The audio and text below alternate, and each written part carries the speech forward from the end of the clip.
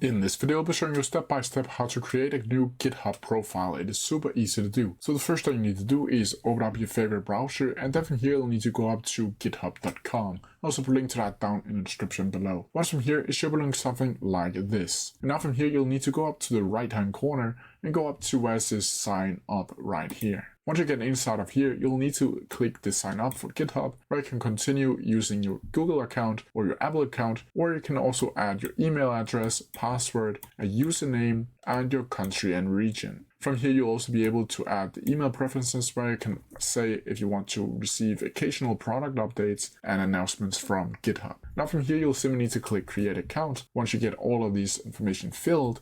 And then from here, you'll need to verify your email address. And once you do that, you will get into the new GitHub dashboard. But that's how I do it. If you have any questions about it, please send down in the comment section below and I'll try my best to answer them as quickly as possible. See ya!